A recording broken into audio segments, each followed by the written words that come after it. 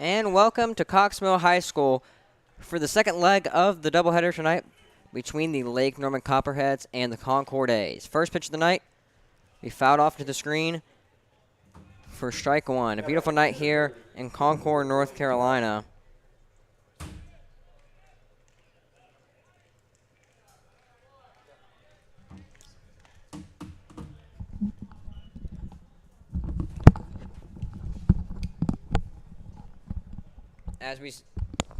As we see the Copperheads in the whites now after being in the Reds after game one, and the A's in the blacks after also being in the Reds in game one. I'm Zane Metz, alongside me is Reese, and we're happy to bring you this broadcast tonight. As that one will be high, and on the mound for the Lake Norman Copperheads is Phoenix Giacomo. Giacomo plays for Patrick Henry CC, going into his sophomore season, and so far this year has had just a great year in the SCBL, fourth in ERA and third in Ks in the league. 7.2 innings pitched with a 1.17 ERA, 16 strikeouts, and had that one win against Kingsman Baseball Club in the first game of the season. And he's starting off the night hot with a strikeout, adding to his tally, already third in the league, and he's hoping to add a lot more tonight. As we see, as I remember the first game of the season when he played here, after every strikeout, he does that Scherzer strut around the mound, just showing the batters who's in charge.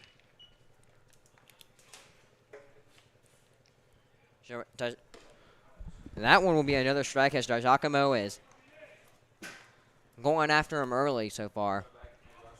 As he is pitching quick, he is wasting no time, feeling it in a groove, and that will be another strike into the netting. A good breaking pitch, fouled off. Starting this game, he has 16 strikeouts on the season. With that last at bat, that is 17 now. Very impressive season so far from Phoenix Giacomo. 0-2 pitch. Swing and a miss, and back-to-back strikeouts for Phoenix Giacomo as he is starting off the night hot. Make that 18. Yeah. Reese there kind of called that one into action. He said he had 17 strikeouts, and about 5 seconds later, he had 18. Yeah. So looking back at the last game, the Copperheads beat the A's 7-1, and the A's lineup is kind of the same. Delaney Powell and Chad Skikes hit 1-2 like they did last game. That will not be a strike. And Carter Duhane into the box for the A's with 2 outs already in the inning. Here comes the 1-0 pitch from Giacomo. That is right down the pipe, and it will be a 1-1 count.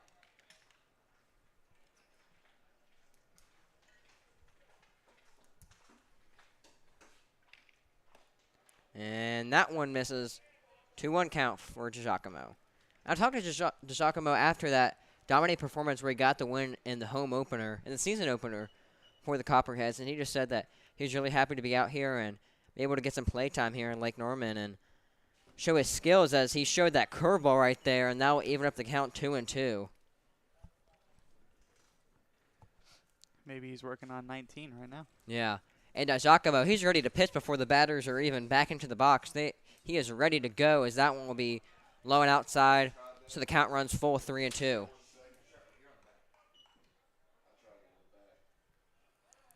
As Giacomo steps back on the rubber, adjusts his hat. And we'll get the call tonight. It is not Acidio behind the plate in this game, as that one will be fouled off. So we'll try the full count pitch once again. Acidio was a catcher in the first game of this doubleheader. And now Andrew Schultz will be catching for Giacomo tonight, hitting in the 4-hole. Out of Campbell University. Schultz also played his high school ball at the old home of the Lake Norman Copperheads Huff High School, as we will be returning there next season. Not playing at Coxmill this year, though, as that one will be strike 3, as Giacomo, 3 batters face 3 strikeouts, as he's starting the day off hot. Third in the league in strikeouts, and he's trying to get first by the end of the night. That is all for the top of the first inning. Come back for the bottom as 1, 2, and 3 up for the Copperheads. Tie ball game here at Coxmill High School.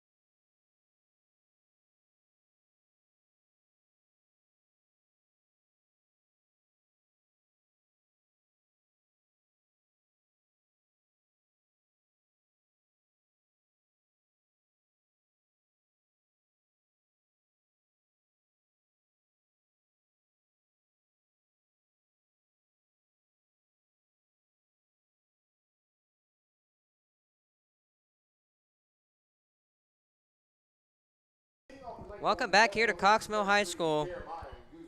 After Phoenix Giacomo went 3 batters, 3 strikeouts. We'll see if the A's can keep the Copperheads off the board like Giacomo did. And on the mound tonight is Charlie Schwam for the A's. Schwam, in his college season this year, 47.1 innings pitched, 11 appearances, and 9 games started, 3 wins, 4 losses, a 4.75 ERA.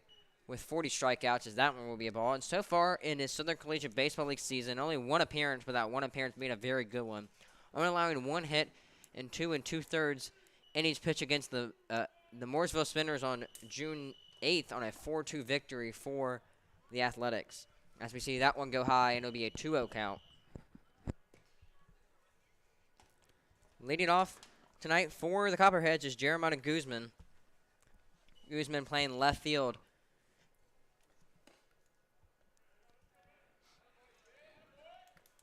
And when I was talking to Copperheads coach Sean Stevens before the game, one of the things that he said is we're still trying to fill up positions, and one of the positions that he named first was right field and center field. And this is a big opportunity for Jeremiah Guzman to show that he should be a starting corner outfielder. Oh, definitely. Guzman tries to lay down a bunt. He'll pull it back and advance the count even more.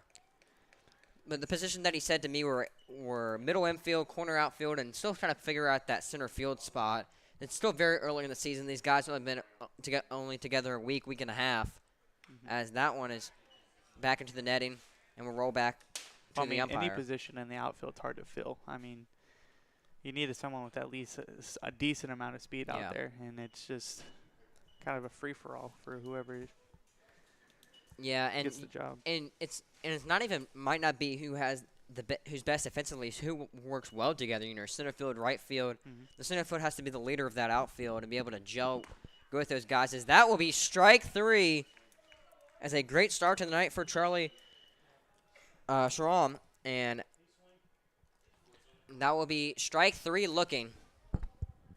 Schramm from Woodruff, South Carolina, and stepping into the box is Robbie Brown, the center fielder.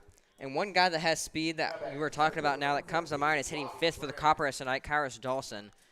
Dawson just blistering speed. In 13 at-bats, he has 4 hits. And with those 4 hits, 4 stolen bases.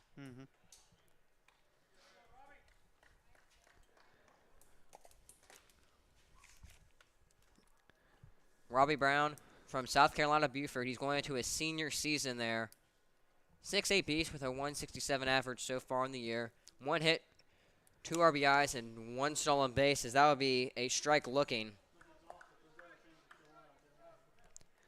Has a 167 batting average.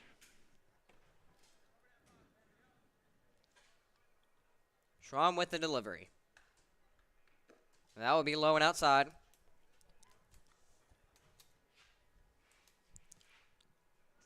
Calling the pitches tonight for Schwam is the A's catcher Garrison Bullock. Saw him pitching last game. Bullock. I want to go down the right field line and out of play. Bullock came in for relief. The Copperheads were up 7-1 at the time and came in the bottom of the 6th and had a scoreless inning. Yeah, I mean, he was pretty good on the mound. I mean, his lineup was really nice. I really liked it. Yeah, you could obviously see that he had some time pitching in high school for sure. Oh, yeah, for sure.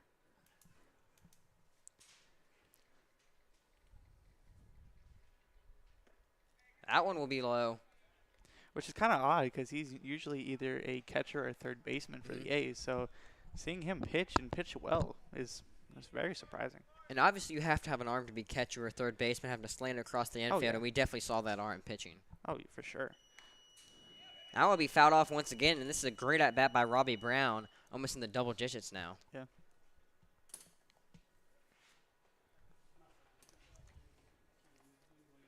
Coming up after Robbie Brown is Peter Worth.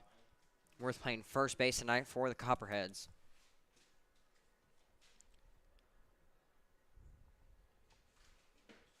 The pitch, and that will be swung on into right field. That might get over his head, in a great running play from the A's right fielder. That's Cole Pletcher. And that will be the second out in the inning. And now coming up to bat is Peter Worth. Worth undecided where he wants to play college baseball next year. Last year he played at St. Mary's, and then so far in the SCBL season, 6 at-bats with a 500 average. So not too shabby, but also a small sample size.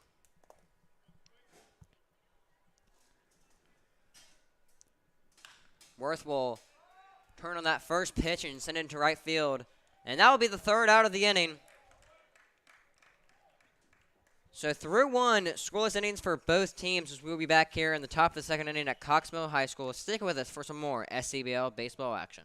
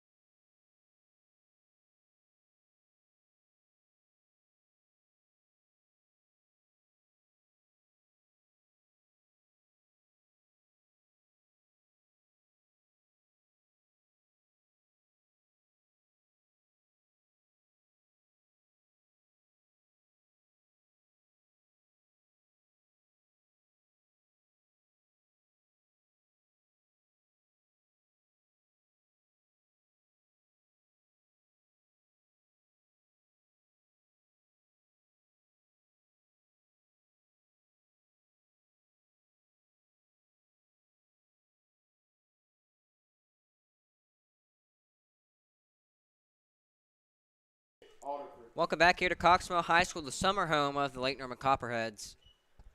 As Phoenix Giacomo stepping back onto the rubber after a great first inning. Can't get much better than what he did. 3 batters faced, 3 strikeouts, and he starts off hot here in the 2nd with a strike.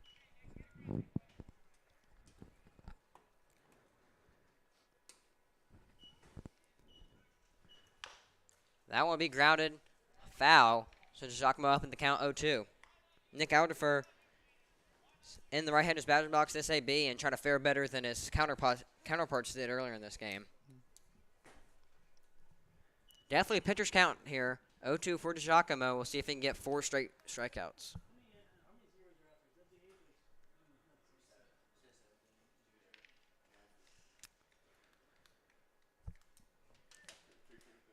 Here comes the 0-2 pitch. And that will get right past the 3rd baseman. Alderfer rounding first base, turning 2. And that will be a stand-up double for Nick Alderfer, just out of the reach of the outstretched glove of Zach Will, the Copperheads' 3rd baseman. And a great way to start off the inning, as Giacomo will have to deal with a runner in scoring position. I was just about to comment on his performance from the Marshall Spinners. That 5-2 victory. I can't remember the date on it. It was him and Casiola that were pitching, and that's who we've seen today. Yeah, Casiola had a great performance in the first leg of this doubleheader. Yeah. Into the box for the A's is the A's Nathan Maccabee. That one is a strike. The A's have elected to use their EH in both games of this doubleheader. We haven't seen the Copperheads use the EH yet this whole season, so different strategies from different managers. Yeah, I mean, different strategies from different managers. Everybody's trying to win the ball game. 2 strikes in the AB, and you can look at it 2 ways, because if you give the EH, you give your guys more reps, but if you have an EH, then you're giving quality reps away from your best hitters at the top of the lineup as well. That's true. Giacomo was jumping on the mound after that when he thought that was the pitch that was going to put him away. So Giacomo still has 2 strikes on the batter. 1 runner in scoring position.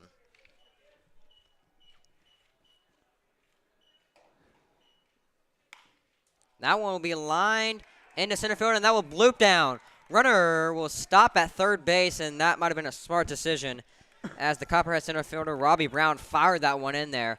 But nonetheless, runners on the corners with no outs and a big situation for Hunter Frostwick, the left fielder for the A's.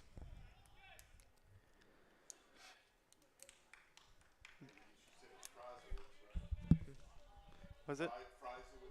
Frysowitz, yeah.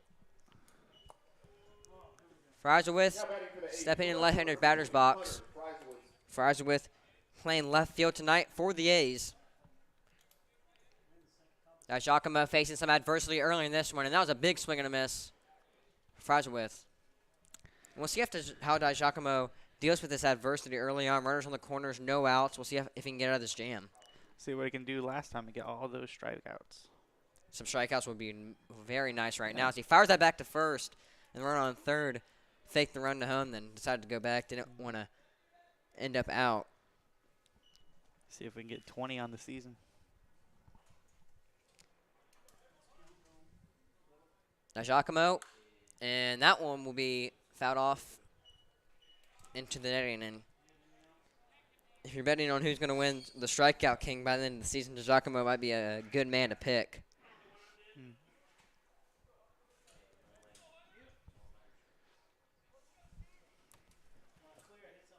Now Giacomo gets a sign from Schultz, and will deal. And that one will get past Schultz, and a run will score as the A's get up 1-0 earlier in this ball game. And that runner from first advances to second.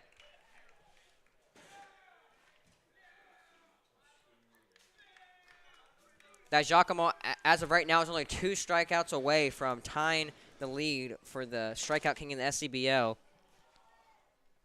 Right now, it's Chaz DeBrawl that plays for the Kingsmen that is the leader right now. 1 ball, 2 strikes. That one will be skied into right field. A mile high up, and that will be caught by the Copperheads right fielder. That's a reliever to Giacomo, getting his first out of the inning.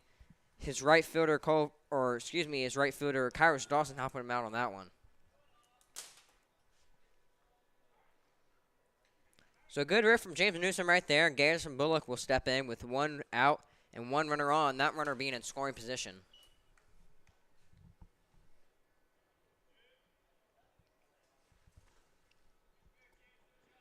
0-0 pitch, and that will be a strike as Giacomo jumps out in the count early.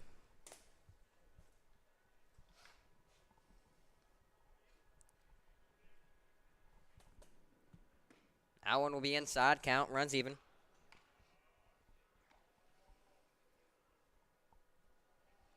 If I'm Giacomo, I would want to get out of this inning with the least amount of runs scored possible. Oh, definitely. 1-1 pitch. That will be low and a great block, from Andrew Schultz, the Campbell player going into his sophomore season. As Schultz will have a little bit of a word with his pitcher.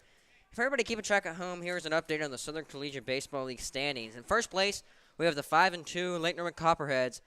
In second, we have the 5-3 Mooresville Spinners.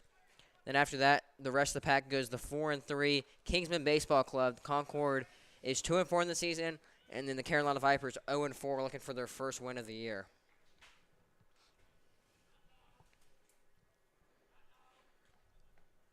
Here comes the 2-1 pitch. Now one a bit too low and inside, and the count will run to 3-1.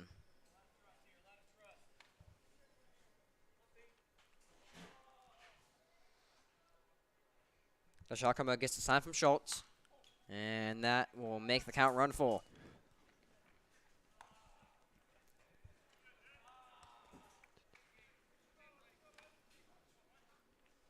Full count, 1 out of the inning. As we see the sun starting to set here at Coxsville High School on a beautiful Friday night. And that will be a nasty curveball As Giacomo adds to a strikeout tally once again.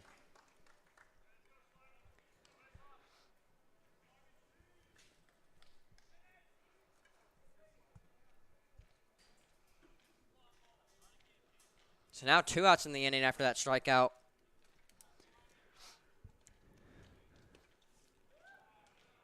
First pitch of the at-bat will be low for a ball. Another good block by Schultz.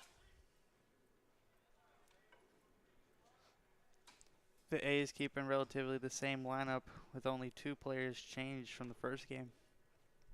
And that is a big difference from what the Copperheads did. Is pretty much everybody is changing that Copperheads lineup. Copperheads still trying to figure out what guys fit where. And like I was talking about earlier when I sat down with the Copperheads manager, he's talking about, having to see where guys fit. Yeah, I mean, it's almost a completely new team out there.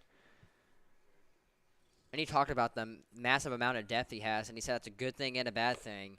As it's a good thing as, you have a lot of guys to choose from, but it also can be a bad thing. You have so many good guys to choose from. You don't know where to put wheres. Especially with the catcher position. He said there's 3 guys that I have that can perform at a high level, and it's hard to choose which one goes where. And that is a strike from Giacomo, and that will be a 1-2 count. 2-2. Excuse me, 2-2. I believe.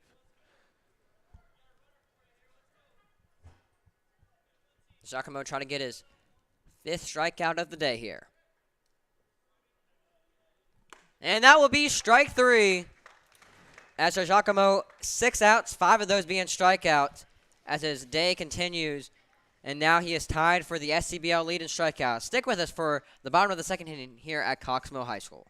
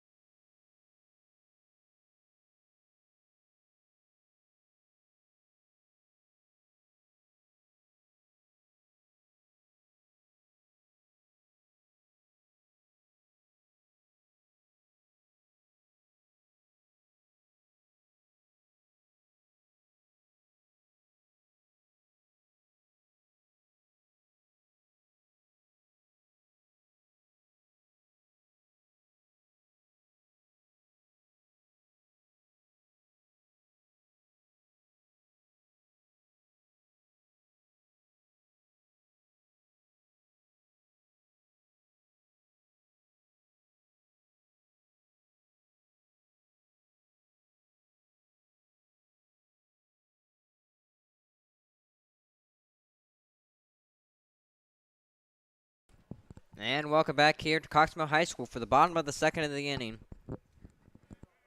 Up to bat is the catcher for Lake Norman, Andrew Schultz. As I said earlier, Schultz played at Huff High School, not too far away from here in Huntersville, North Carolina, where tonight we're in Concord. Schultz so far in the season, 8 at-bats with a .500 average. 4 hits, 1 RBI, and 1 stolen base. So a little bit of speed as a catcher, as that will be chopped to the second baseman, thrown over there for out 1. And a good start to the inning for Schwam.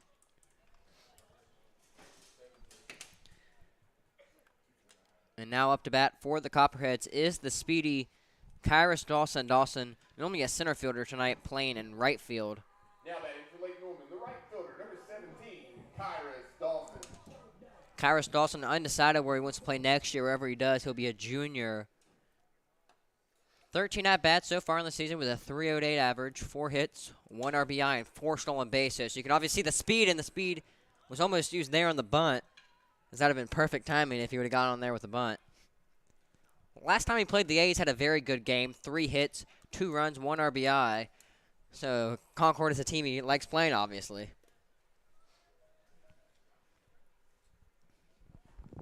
So after that missed bunt attempt, it will be an 0-1 count.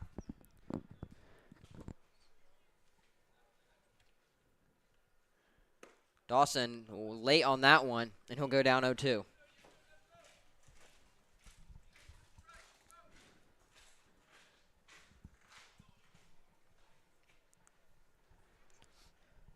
Dawson takes a minute to think about it. Has to protect here. Sham gets the 0-2 pitch. And that will be low and outside. Count runs goes to 1-2. As we see the lights turning on here at the home of the Chargers. It's 8:20 p.m. and sun's still out. Lights are just now coming on. And that one goes behind Dawson as that scrapes him, and he will take his base. As the A's don't think it hit him, but Dawson, he was kind of hesitant to go down there to first base, but scraped him in the back, and now that's something that the pitcher's going to have to really worry about here with his base running abilities. 4 stolen bases and only 4 hits this year, so every time he's got on, he stole a base pretty much. I mean, he's a quick little. I wouldn't say little. He's how tall? When looking at Kyrus Dawson, 6'2", 175. So he's a pretty big dude and using those long legs to his advantage. Yeah. Very speedy. Taking a healthy lead over there at first, and he will take off. The bunt will be pulled back, and he will be safe into second base, as it was a great throw by the A's catcher Garrison Bullock, but just the speed of Dawson. That's 5 stolen bases now this season. So every time he's been on base, he's stolen a base. Yep. Ain't a bad record to have. No.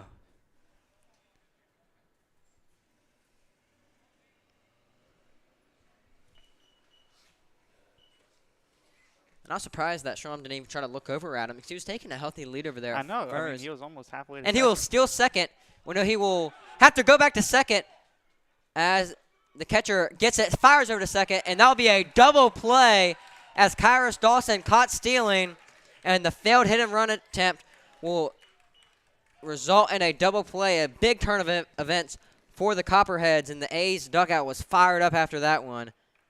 So we'll be back here for the top of the 3rd inning. Copperheads had a runner on scoring position with 1 out. Double play doesn't allow that one.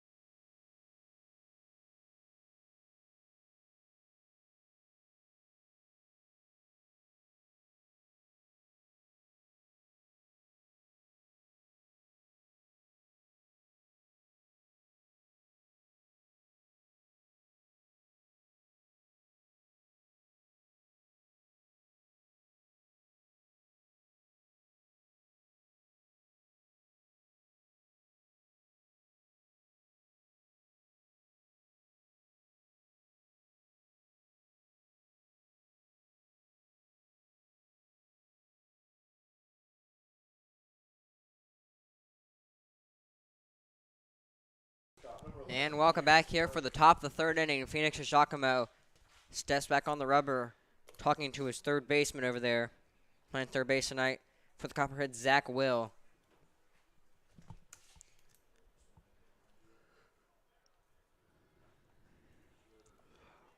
Now Giacomo, 6 outs, 5 of those being strikeouts, and now he's tied for the lead in the SCBL in Ks. Got 21 strikeouts on the season.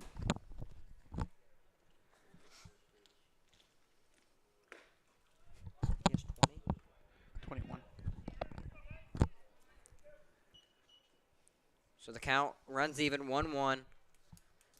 The Patrick Henry Community College player deals, and that one will bounce over his catcher. Catching tonight, Andrew Schultz. And that was a very odd end to the inning for the Copperheads, as we saw Kyrus Dawson still second, and the next pitch still third. But maybe Zach Will, not on the same page, swung on that pitch and popped it up, and it resulted in a double play. Yeah, he might have got a little too greedy trying to steal third there, but an out's an out any way you look at it. So It was a great throw by Garrison Bullock, having the awareness. Obviously, he knew the runner was going, as that will be drop strike 3, and that will be the first out of the inning. That's just saying Garrison Bullock catching that ball and just firing it over to second base, had no chance for anybody to get back over to the bag. yeah, So DeGiacomo now is the leader of the K's category by himself. As it just continues his dominance, striking guys out left and right. after that drop strike 3, he has 22 strikeouts on the season now. Maybe next time that he pitches and we have the broadcast have a K counter in the top right hand corner. Maybe. That'd be a good addition to the broadcast. Oh yeah. Big swing and a miss for strike 1. I mean, he's just had a dominating performance anytime he went out on the mound. He's only had 2 starts, 7.2 innings pitched, only had 3 hits, 1 earned run with a 1.17 ERA. And he has another good chance for a strikeout right here. Pitcher's count 0-2. We'll see what DeGiacomo comes out with. Fastball on the outside part of the plate. He's only walked 5 batters he's faced.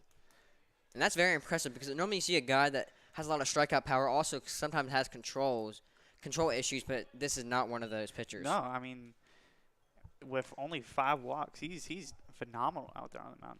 And even the balls he does give up, they're not that far away. Or they're in very competitive counts. Oh yeah. 2-2 pitch.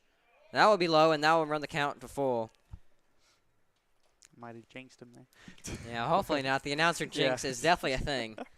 I will say that much. I don't mean to. It just happens sometimes. That's how it is sometimes. Yeah. Here comes the full count pitch. Swing and a miss, and DeGiacomo adds to his tally.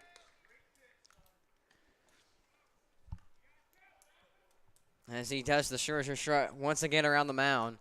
And I don't blame him if you're striking out guys like that. I mean, 23 strikeouts now in the season. That's just ridiculous. We need to get a K counter up here. Yeah. Definitely. We definitely have some talented people that are normally in the box. Not tonight, but Yeah. with that type of stuff. Yeah. That one will be grounded over to first base, foul. Yeah, me and you not too tech savvy with that kind of stuff. Also, with a third set of helping hands would help with having a scoreboard tonight. Well, I mean, it is what it is. You're doing a pretty good job announcing the ball strikes. I appreciate that. No problem. Yeah, I deal with that. I had that last year. As for the Copperheads, no scoreboard, so a little bit used to it in that department. If that one misses low. Yeah. Well, this is my second ever time commentating. Well, I guess third now. Yeah. Commentating a game, so it's a learning curve, but it's fun. Now will be fouled off, and DeGiacomo one strike away from yet another strikeout. If you want to see his dominance in the opening night performance against Kingsman, go on the SDBL Instagram page. We have a compilation of his strikeouts, and his first game is a great play by the catcher over there. That would make it even better if there's a runner on, and that would have saved run. If there's a runner on third base, that would have saved a run, definitely. Something to look out for. It's kind of a short backstop here at Coxmill High School. There's some padding on there, so if he hits that padding, it's probably going to bounce off. As that will be ripped into the gap in between first and second base. A diving attempt from the Copperheads. First base, Peter Worth, just went over his glove. So the A's looking for a 2-out rally to extend their lead to 2 and possibly even more. Now batting for Concord, the second baseman, number 9, Chad Sykes. So Chad Sykes, the 2-hole hitter, will step in top of the lineup for the A's, coming in clutch earlier in the game, and they'll see if they can do it again. Already struck out one time this game. Yeah, and that would not be good again after, especially getting a runner on. Oh, it'd be good for DeGiacomo, but well, good for DeGiacomo, but not good for the A's. You can always look at things two ways, especially in a baseball game. DeGiacomo fires that one back to first, and he will be in there safe. Good tag by Peter Worth, but just not in time.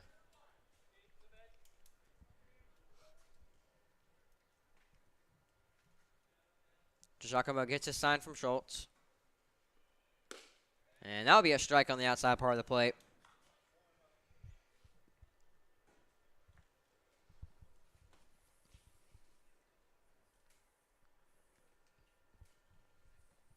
0-1 count, 2 outs in the inning, top of the third. Fouled off, and DeGiacomo in another pitcher's count.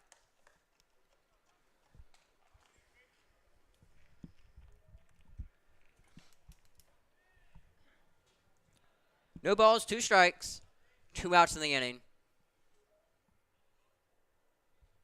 Runner on first base. Runner going. That will be low. Schultz will fire down the second. He will be out of there. Great throw from Schultz and showing off the arm. The Campbell product gunning him out at second base, and that will be the end of the top half of the third. Come back and join us for the bottom half of the third. We'll see at Coxville High School. We'll see if the Lake Norman Copperheads can tie it up.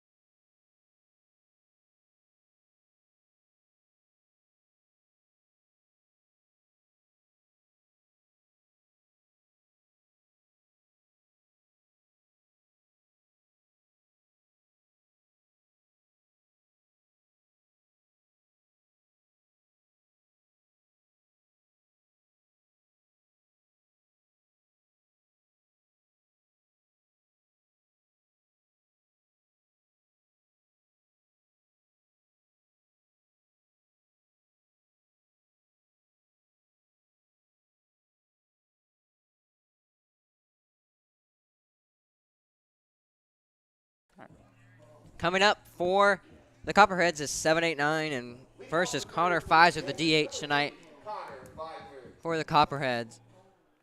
Pfizer from West Virginia State going into his senior year.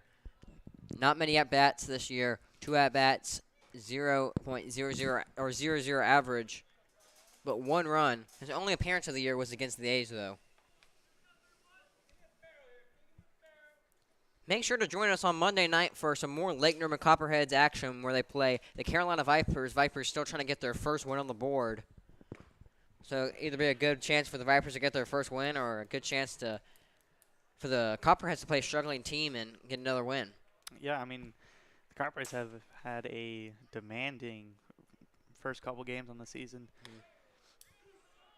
And that will be another strike. No balls, 2 strikes for Pfizer.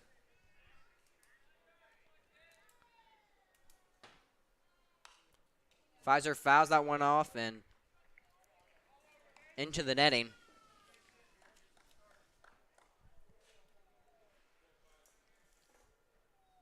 As we hear Lake Norman Copperheads manager Sean Stevens just say, get a base hit here, and that would really be useful starting to rally, especially if you can get some guys in the bottom half of the order to get on and then hit your big dogs 1, 2, 3 and drive them in. Well, I mean, any base is better full than empty. Oh, yeah. I always say, but I mean, like, a base runner here would be tremendous for the Copperheads. 1 ball, 2 strike. And that will be blooped into right center field. And what did I say? Get on base, kid, and that's what he did. Yes, sir. That was right off the inside barrel of the bat as you see the bat boy coming out and getting that one as we have a new addition to the Lake, 2 new additions to the Lake Norman Copperheads dugout this game. We need to find out their names. Yeah. So we can address them. Now batting for Lake Norman, the shortstop, number 5. And now up is Jake Tanner. Tanner from South Carolina Beaufort. Going to a sophomore season. 5 at-bats. .00 average so far this season. Last summer he played in the Black Bay Prospect League. Now playing a summer ball in the Charlotte metro area. That one lined, and that will get past the glove of the shortstop, and runners on first and second for the Copperheads. This is a great start to the bottom of the third. Oh, yeah. I mean, now you got base runners, so, I mean, anything deep will drive in at least 1 run. Yeah, and a good attempt from Aaron Herbst right there, trying to get to that baseball, but just so much velocity on that one and couldn't get there. And now batting for the Copperheads, Xavier Baker, hitting in the 9-hole, but still some pop to his bat, can drive those guys in. Baker so far in the year, 13 at-bats with a .154 average, 2 hits, 2 RBIs, 2 stolen bases. So trying to add to that tally of 2 RBIs. Could even make it 5. As he will take that one like a champ, and the bases will be loaded as he just walks that one off like it was nothing. And now bases will be loaded hard 90. And now bases loaded for Jeremiah Guzman, the left fielder. Big opportunity early in this one to make a dent. Still 7-inning game, so 3rd inning, it's kind of deeper than you really think. Yeah. Catcher going up to the mound for a little bit of a visit. Yeah, the catcher. And we have somebody warming up in the A's bullpen. Number 16. 16. That would be Tyler White out of Huntersville, North Carolina, out of Tolscombe College. Tyler White out of Tolscombe College, coming back and playing in his local area. Mm-hmm. Well, hey, just play something. Play something. As we see a little bit of a mound visit here in a very crucial spot in the game early on.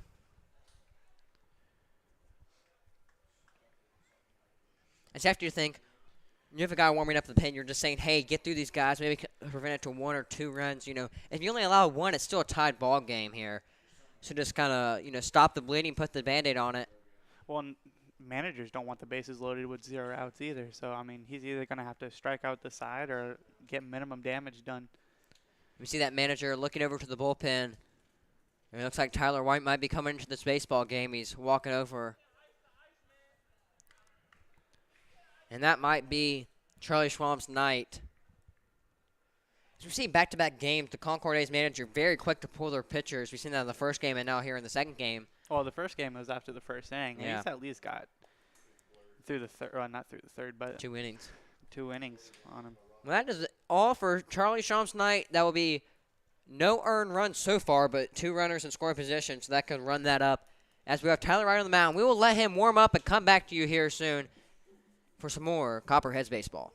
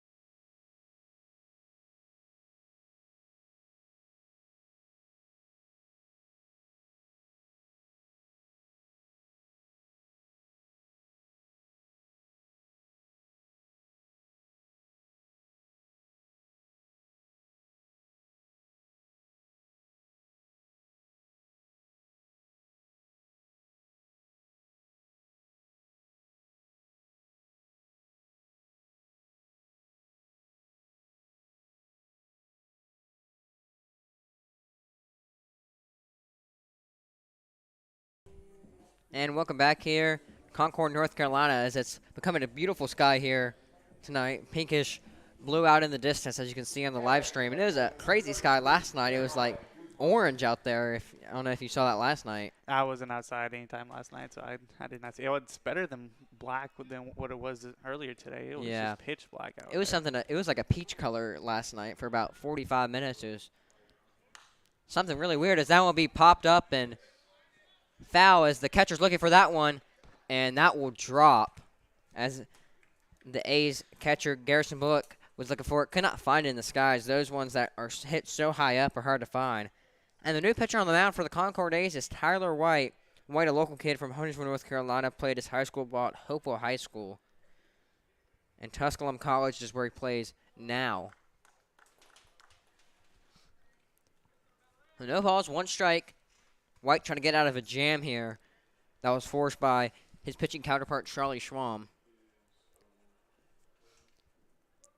He's only pitched 3 games in the SCBL.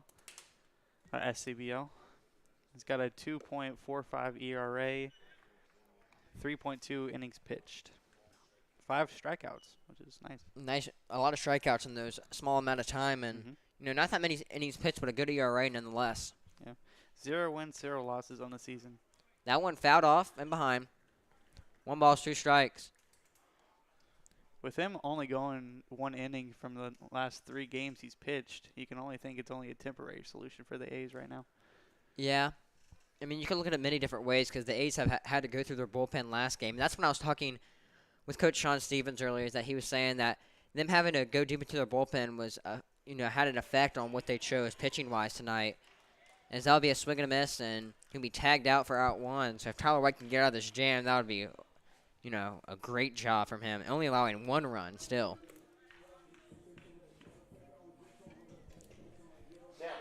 And now batting for the Copperheads, Robbie Brown after Jeremiah Guzman could not do anything for the Copperheads. We'll see if Brown can get the Copperheads on the board, as now he will step out of the box.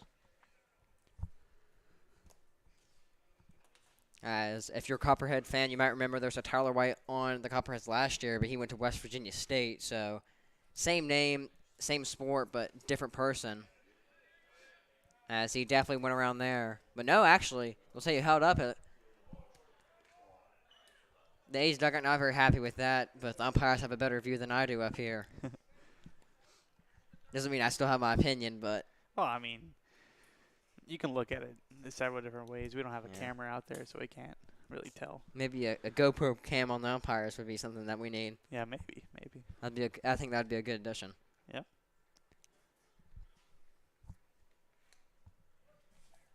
1 ball, no strikes, 1 out of the inning, bases loaded.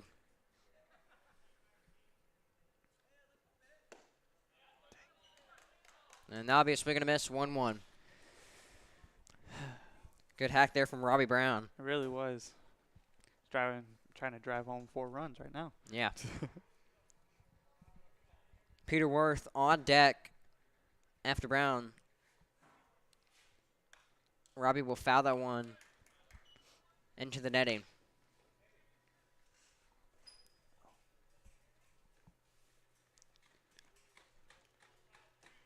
As we see Worth going out to get that one.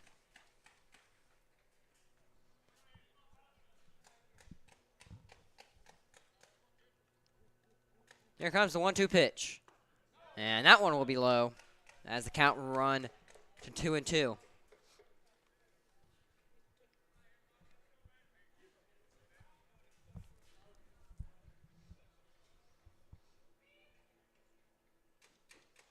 Comes the 2-2 delivery.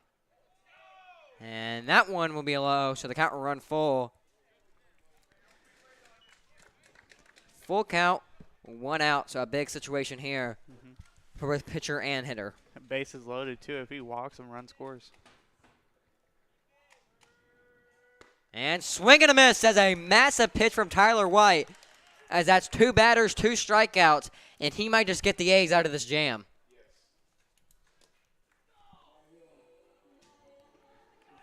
And now the first baseman, Peter Worth, stepping up. As you have to imagine, this will be a massive disappointment. Bases loaded, no outs, and not being able to get any runs out of this. Worth has to get something done for the Copperheads. Worth with only 1 RBI on the season. A great chance to add to that tally. That will be inside. Oh, and it'll be a strike. As Worth looks back at the umpire for that one. Almost looked like they hit him. Almost. Yeah, that was close.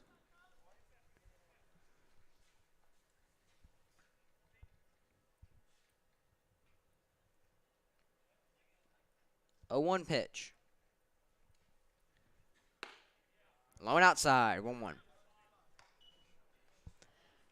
And, you hear a lot of sports, it's a game of momentum. That's also in baseball. And you have to think the momentum shifts automatically to the ace side. You have bases loaded, no outs, get it out of that jam. And the Copperheads hitters might be a little, discouraged after that. And the A's have all the momentum going forward and with a one-run lead. Well, that's the beauty of baseball. I mean, 1 minute you can be on top of the world and then just absolutely.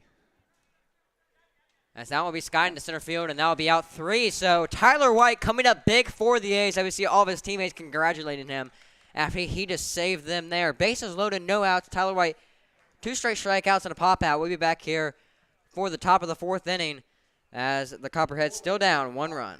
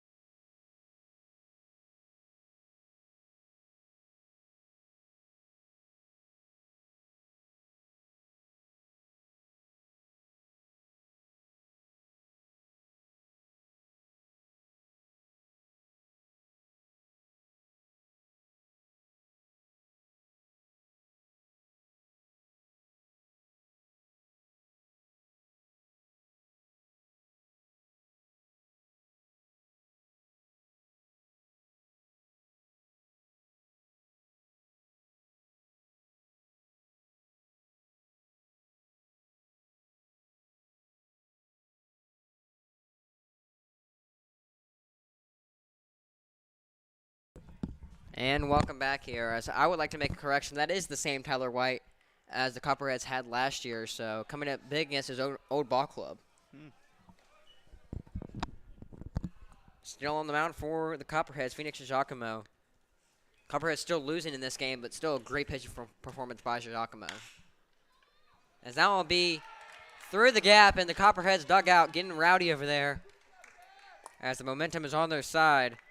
And that'll be 1 runner on with nobody out.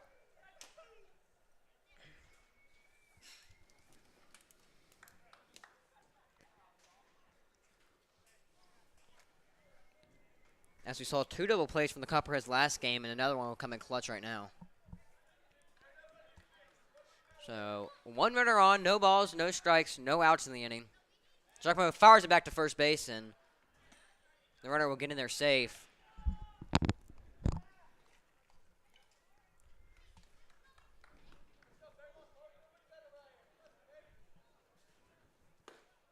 Swing and a miss. As Carter Duhane, the DH tonight for the A's, up to bat.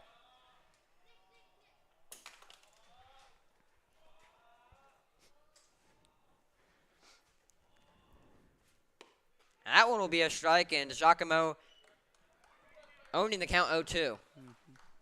Another great opportunity for one of those strikeouts that has made him so prevalent tonight and the whole season.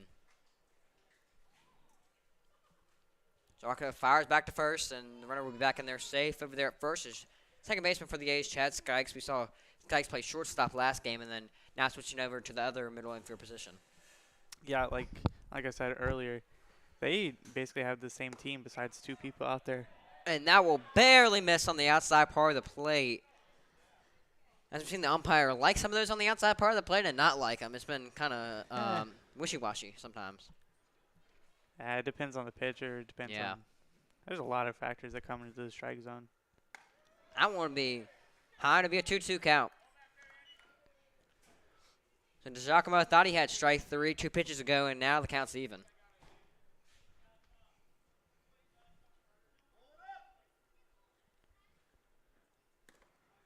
That one low, and the count runs full. He'll fire back to first, and runner's in there.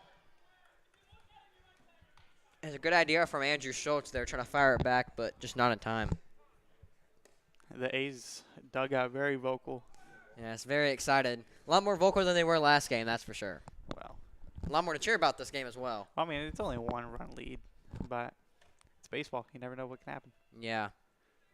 Even with a run lead, you say one swing of the bat can change the game a lot, but Yeah. one swing of the bat can change the game in any scenario. Oh, yeah, that's what I'm saying. And that one is high for strike 3 as Giacomo wants another strikeout. And Reese, what's the tally looking like now?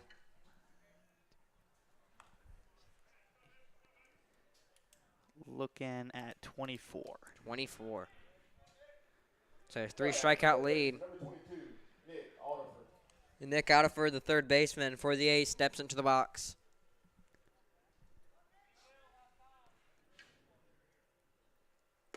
Swing and a miss. Schultz fires back to first.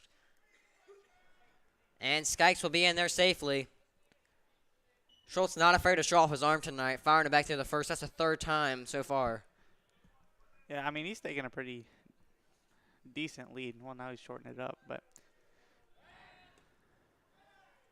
Skikes had to get dirty so far in this game. That's about the 4th or 5th time he's had to dive back. they're just playing a little game of catch out there. Yeah. Keeping him honest. Yeah.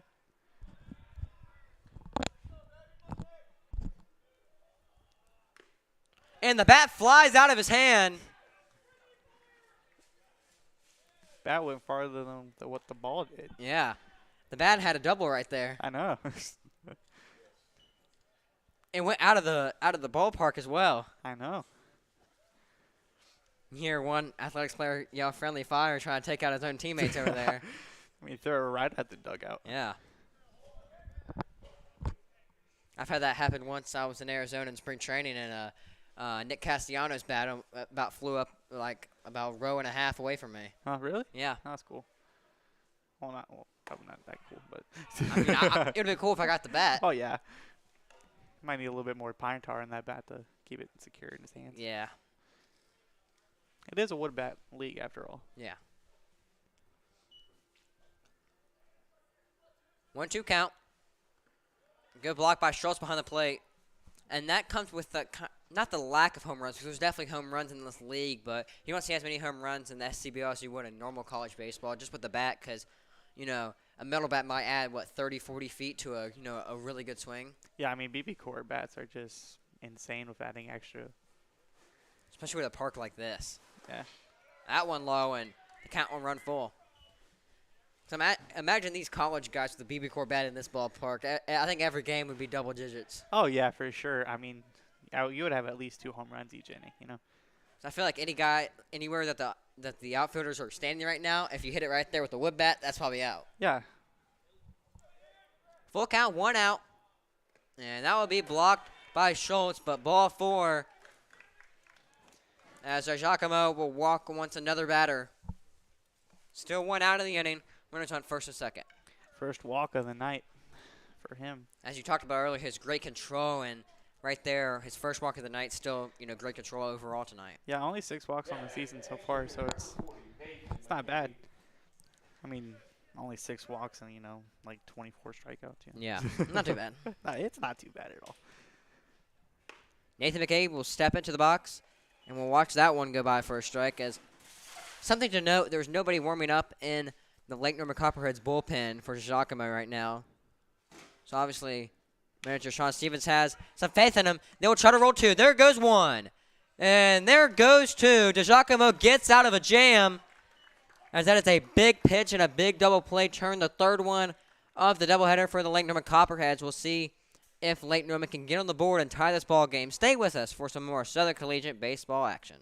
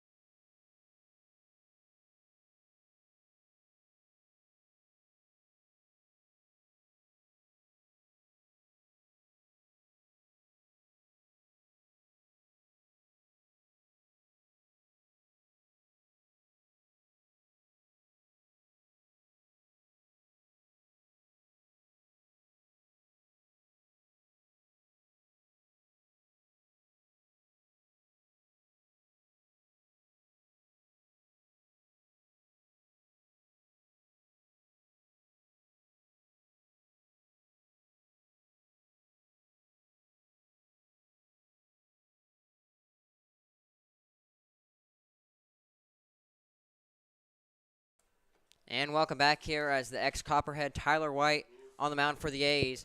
Got out of that jam last inning, and he pitched great. Bases loaded, no outs, and somehow got out of there, and that got the A's riled up. Oh, yeah, I mean, for sure. If you don't let up a single run on bases loaded with no outs, that's just phenomenal baseball right there. We'll see if he does more of the same this inning. That one inside, 1-0 count. Like we were saying earlier, one swing at the back can change the game, and especially in a one-run game. Oh, yeah, I mean, anything drove deep will at least get a double or triple. Yeah. That one a strike, and the count will run even 1-1.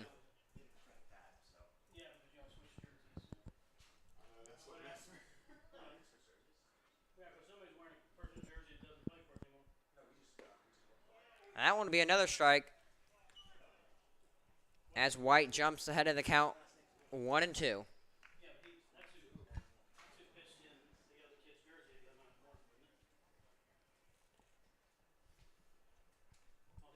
White with the pitcher's count.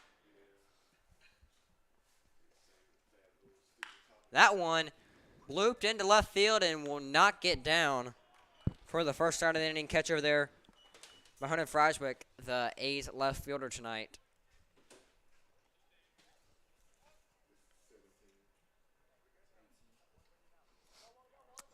That one hit by Andrew Schultz, and now stepping up is Kyrus Dawson. Dawson last time up to the plate got walked. He stole second base and then got a little too gritty, maybe taking third, field hit and run attempt by the Copperheads. Just unfortunate there. Third baseman shading in, obviously no Dawson speed. That one fouled off. Got a little greedy last time. Yeah.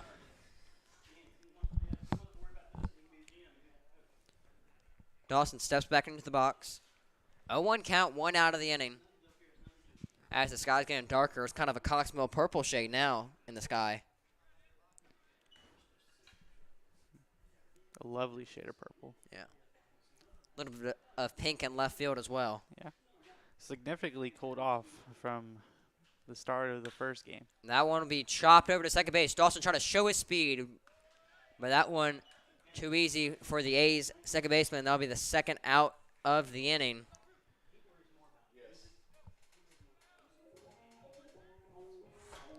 And now Zach Will, the third baseman for the Copperheads, trying to start a 2-out rally.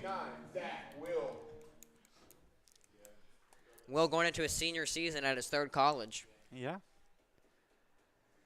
Temperature has dropped off a little bit, 76 degrees now compared to the 96 degrees it was at the first pitch of the first game. Feels a lot better up here, and I bet for the players it feels a lot better down there, especially wearing pants. Oh, yeah, for sure.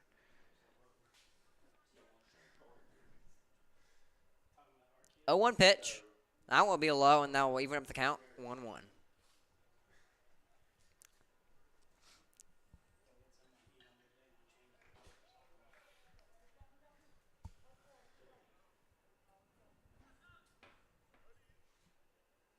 White deals, and that one will be a called strike on the inner part of the plate. Second time he's called that inner corner. Both times, Copperheads hitters have not liked the call. No, I mean, they've almost had to duck out of the way, but that one lined down the left field line, but foul. Had some good exit velo to that, but just a little too excited and jumped on that one. Yeah. Didn't let it travel into the zone. Mm-hmm.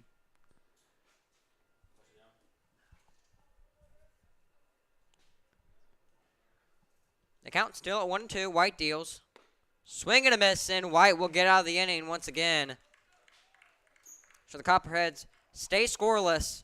We'll see if they can keep the deficit to 1 here. Coming up in the top of the 5th inning. Stay with us for some more Copperheads baseball.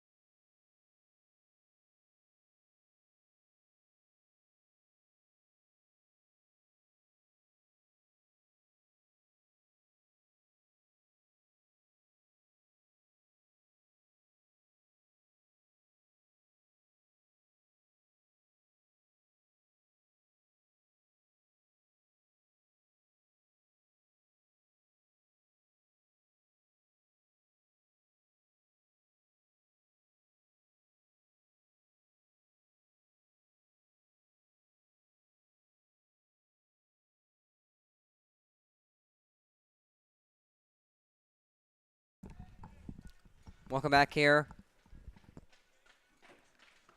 for some more Copperheads baseball, as the first pitch of the inning will be a strike. Giacomo still on the mound. A very good performance so far tonight. Oh, yeah, for sure. He's had a great performance tonight. That one fouled off, and he will start the inning with 2 straight strikes as that one creeps into the fans through a little bit of the hole that they have in the inning here at Cox Mill. Here comes the 0-2 pitch. That one will be low and blocked by Schultz. But still a very good count for Giacomo, 1-2.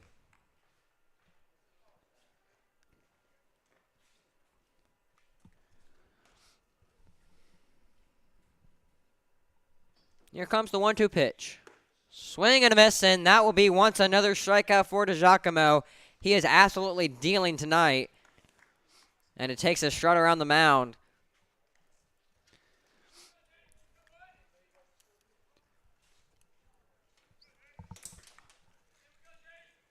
"25 strikeouts on the season right now." Very impressive, and stepping into the box for the A's, James Newsom, the first baseman. That one would be a little bit too low for the umpire's liking. 1 ball, no strikes.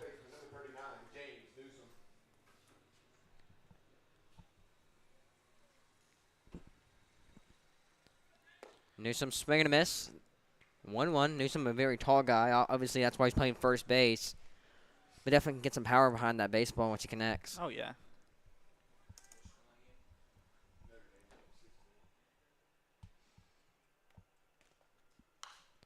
That one fouled off. And now Newsom staying alive. Yeah, 1 ball, 2 strikes. That one will be a ball, so the count will even up to 2-2.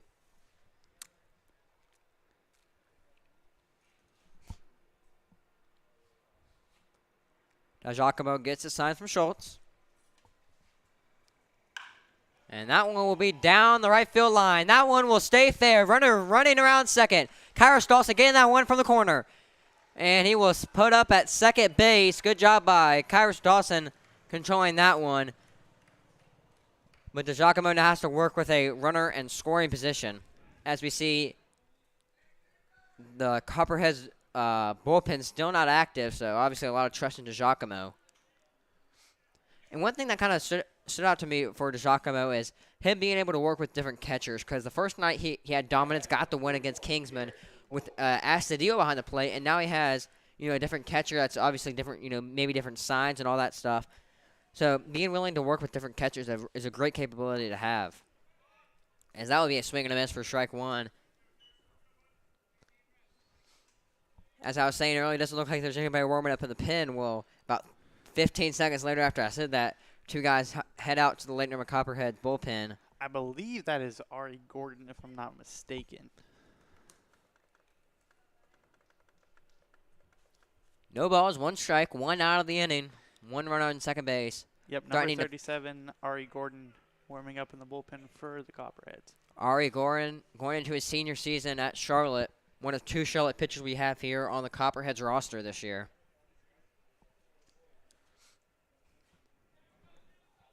Giacomo delivers, and that one would be bounced foul. Great hustle play by Schultz getting there. If it kind of creeped fair, he would have definitely been there.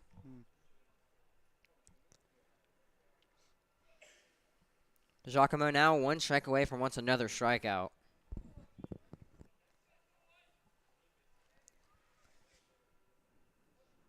As the sunset is fading and the darkness is coming in. At about 9 o'clock here, local time, is that one just a bit outside.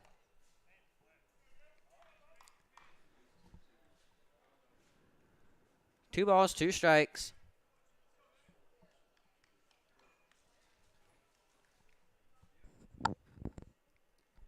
Giacomo delivers. Swing and a miss, and once another strikeout for Giacomo. He extends his lead in the SCBL standings. So now 2 outs in the inning, trying to get out of this jam and hold this deficit to 1 for the Copperheads. now is 26 strikeouts. 10 Very- on the night. Very impressive, double-digit strikeouts. It looks like the SCB on Instagram might have to post another strikeout compilation for 2 straight appearances here at Coxmill High School. Yeah, we need to get a K counter started. Aaron Herbst, the shortstop for the A's, up with a runner in scoring position, trying to extend this lead to 2. Is that one outside? A great reaching play by Andrew Strauss behind the plate. Sure, there's I don't know how he got there, to be honest. yeah. Glad he did, because that saved a wild pitch. Yeah, a great reaction by the catcher right there, and that's why he's playing catch. That hand-eye coordination, getting to that baseball really quick.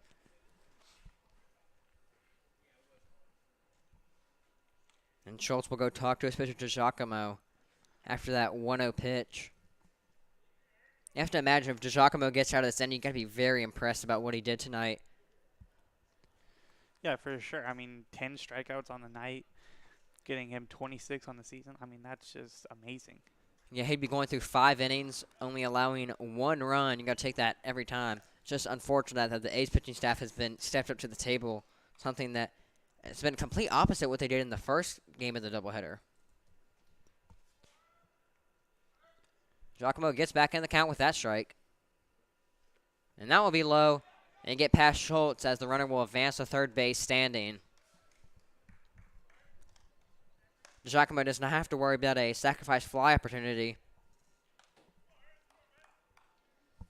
as there's 2 outs in the inning.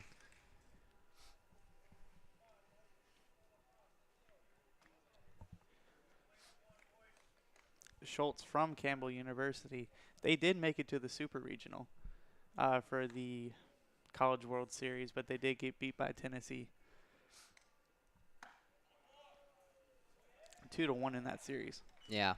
Yeah, the end of that regional was a very close, battling the best team in the nation, as everybody thought going into the tournament, but obviously getting knocked off by Notre Dame.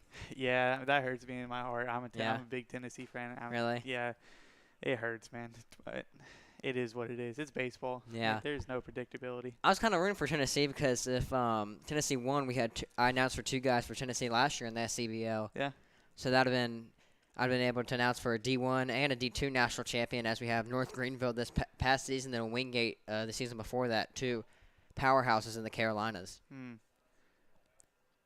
Who are the players that you announced for Tennessee? Not off the top of my head, I don't know, but if I look, it's either I think it was for the Queen City Broncos last year. I'll have to look back and see who it was. Okay.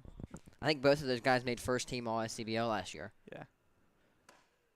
And did he go? Yes, he did. I don't believe Schultz played in the Tennessee series, but even still, it's a great experience to be there, especially Yeah. in Lindsey Nelson Stadium. Yeah, That is a great place to be. Yeah, great atmosphere. SEC baseball is just something. SEC sports in general, maybe Oh, not yeah. basketball is as good as other conference, but Well, yeah, but it depends on the atmosphere you're at. If you're it's getting there, especially with women's basketball. South yeah, Carolina. I mean, if you count Rupp Arena is one of the best places to go in the nation. Auburn was very competitive this Yeah. year. Yeah. The SEC baseball, definitely the best baseball conference. You can't tell yeah. me otherwise. I mean, with Mississippi State winning it all last year, Yeah. the ACC's got a pretty good baseball conference too. Yeah, that's kind of the debate if it's ACC or SEC, but I think I lean more towards SEC, especially with the atmospheres. Personally, I think Arkansas might be the best atmosphere in all of college baseball. Yeah, I got to give it to you there. But Tennessee's getting there. They Mhm. really are. He did not go. Yes, he did, saying the field umpire, home plate umpire, thought otherwise, but checked for reassurance, and he did go. So DiGiacomo goes 5 innings, only allowing 1 run. You have to imagine that's the end of his night. So great job by DiGiacomo. Now the SCBL leader in strikeouts. Stick with us to see if the Copperheads can get a run on the board and tie this ball game.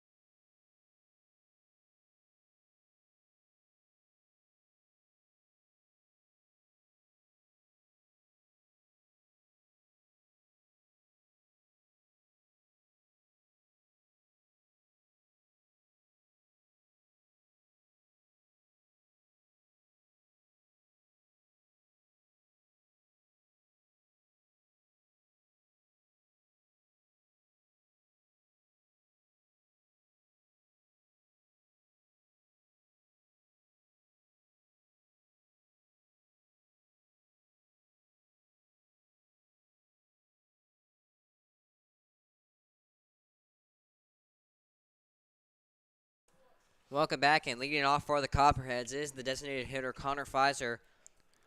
Up for the Copperheads this inning, 7-8-9.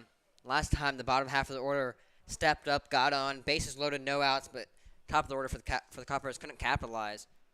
As you remember, Pfizer had that bloop single into right field that started that rally, and everybody thought, oh, he's going to mount to a couple runs, take the lead, but great job by Tyler White coming in relief, and he's been shutting it down ever since. I mean, Tyler White's just been an absolute brick wall out there on the mound, not letting anything up. Yeah. 1 ball, 1 strike for White on the mound.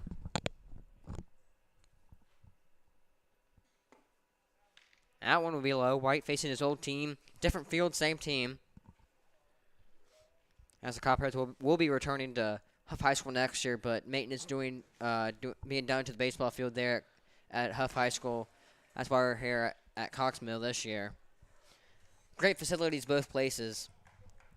I've never commentated at Huff High School, but I cannot wait for next season to do it. Heard that they have AC press boxes, so that must be nice. It's very nice. That one will stay fair as Connor Pfizer rounds first base, getting to second base. And that'll be a stand-up double as that one just squeaked past the first base and had a bend to it, getting fouled very quick, as that is a great way to start off the inning. We'll see if the Copperheads can capitalize on another leadoff hit from Pfizer. Looks like some work's being done in the bullpen for the A's. Yeah, number 21 for the A's. Work is being done in both bullpens for the Concord A's and the Lake Norman Copperheads. Number 21, Jacob Ermson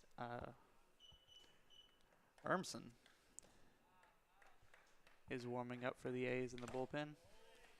Yeah, and we said earlier the Charlotte senior Ari Gordon might be coming into the game in relief for Phoenix DiGiacomo.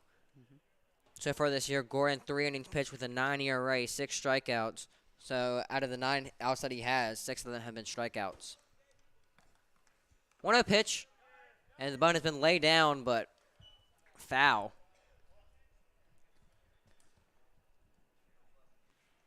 So now the count will be even, 1-1.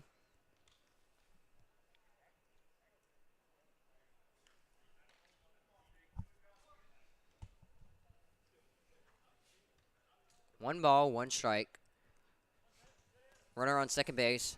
First baseman shading in, watching the bunt.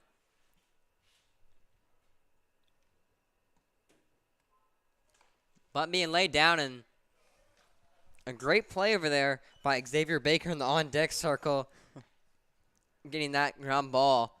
But now the bunt opportunity for Jake Tanner is no more with two strikes on him.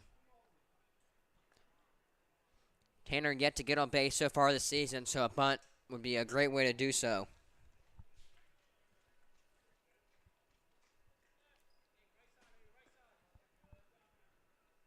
A hit to the right side will be very good for Tanner. We'll see if he can do it. 1 ball, 2 strike, and that one will be up and high.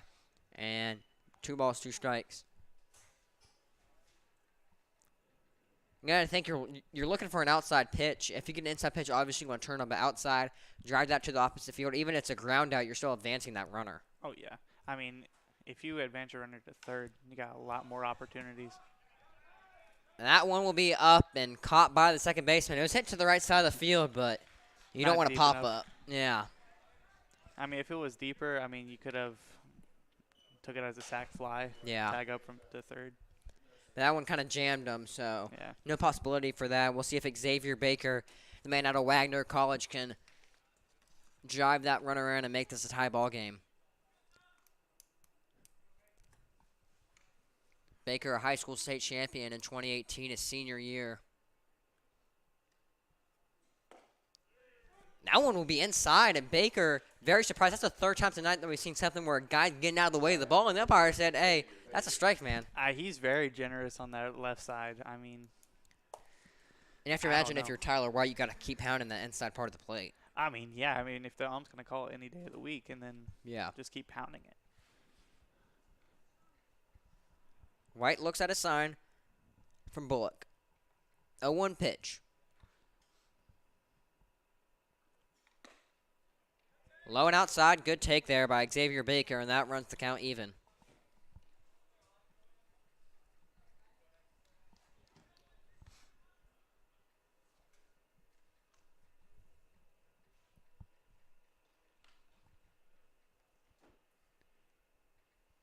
Here comes the 1-1 pitch. That one will be outside, but will sneak into the strike zone. So Tyler White with a good count for him, 1-2. Jeremiah Guzman coming up next after Xavier Baker. So Baker can get on base. We'll see if Guzman can drive him home. That one will be way outside. So the count will be even for the second time in the at-bat. 2-2.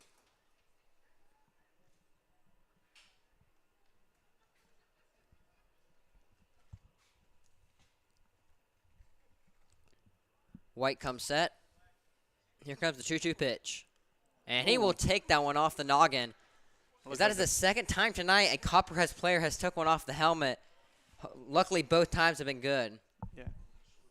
Oh, excuse me, that was the shoulder blade, not the noggin. The back of the neck. Not as probably would feel a lot better if they hit him in the helmet. Yeah, I think it was an athletics player last game. Yeah. That got hit in the head. Not on purpose. No, at all. obviously not.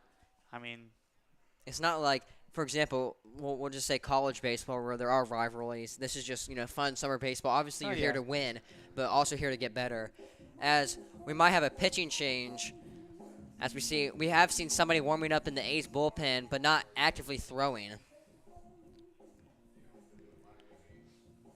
So what are you doing here if you're the A's manager? Are you keeping him in? Tyler White obviously been great this game, but we have seen a very short leash from the A's manager, especially from starting pitchers. well, when Tyler White went out there the first time, he was almost lights out. Yeah. Went up there, bases loaded, no outs, and then he just ran through them all. Yeah. Not letting up a run. He's a good pitcher. I don't know. I would be shocked if I see him get taken out. Well, he will not be taken out, as the A's manager has a lot of faith in Tyler White to get out another jam. That would be the second time tonight getting out of a big jam. And Jeremiah Guzman up here batting leadoff tonight, a big opportunity to show why he should be starting in that corner outfield. Like I said earlier, Coach Sean Stevens trying to look for those corner outfielders. This is a great time to prove your worth, as the first pitch of the debut will be low and outside for a ball.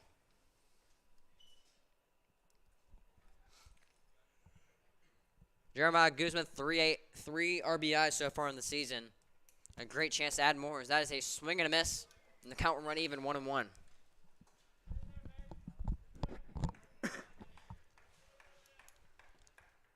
Guzman goes to Hartford Community College, will be going into a sophomore season next spring.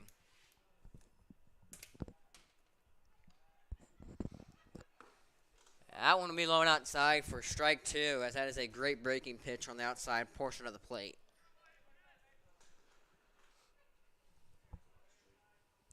One ball, 2 strikes, 1 out of the inning, 1 runner in scoring position, and the other on first base.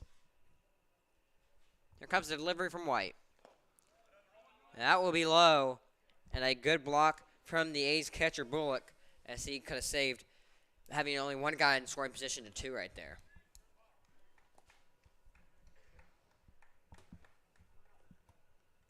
Count now even, 2-2.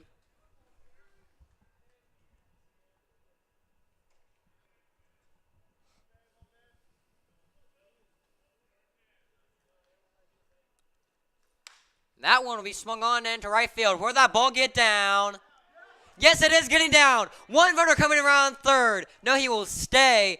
So another bases loaded opportunity for the Copperheads right here. And Robbie Brown, this is the biggest at-bat of his season, you have to imagine. Oh, yeah, for sure. Bases loaded again for the night. And it's kind of a hard play there being at second base. You have to look back and see if that ball's going to drop. And by the time he saw, oh, yeah, that ball's dropping, round and third base, it was already too late because you don't want to go. And what happened to Kyra Stoss earlier, he was going, pop fly, he gets out, double play. And that'd be deadly for this team right now, having a double play. Yeah. Good job by Coach Stevens holding him off on third. He might have been gunned. Yeah. That will be a strike. Robbie Brown, his 3rd at-bat of the game. Brown only 6 ABs coming into the season, so 8 right now. Not the average he wants with a 176 coming into the game. This is a great opportunity to get that a little bit better. And 2 RBIs, chance to have 6 by the end of this at-bat. As that ball will get past the catcher. 1 runner coming in. And it's a tied ball game here at Cox Memorial High School as the Copperheads get on the board for the first time tonight. Ladies and gentlemen, we have a ball game as now 2 runners in scoring position as that ball got past the ace catcher, Garrison Bullock. Well, they usually say 1 swing of the bat, but 1 throw of the arm. Yeah. I mean, got a tie game now. I don't know what the count is.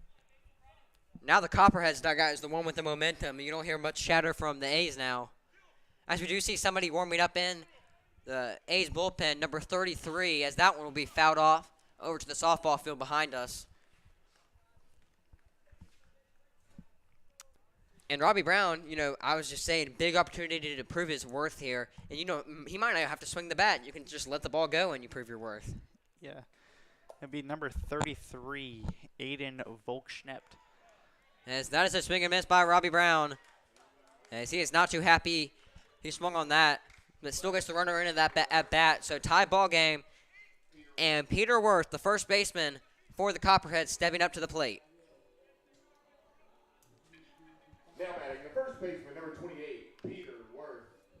Worth, as I mentioned earlier in the broadcast, played his baseball at St. Mary's and is transferring, undecided where he was going to play his baseball next year. This is a great chance to show coaches and scouts that he can prove his worth to those teams, say, hey, I can be a valuable asset to his ball club, as the ball will get past the catcher once again. And now the Lightning Copperheads are winning this ball game, as it is 2 pass balls in the inning. And 1 swing of the bat might change the game. Well, 2 throws of the arm have changed the game right now. Right? Just keep the bat on your shoulder and good things happen. Well, not always, but in this scenario, yes. Yeah. I think Tyler White's kind of losing his arm a little bit. I'm surprised the manager hasn't come out of the bull. Yeah, we've seen a short leash so far in this game, and we have to imagine that. Yeah. Short leash even more, but not here. There's another strike on the inside part of the plate. Umpire liking it there, and that eases up the count 1-1.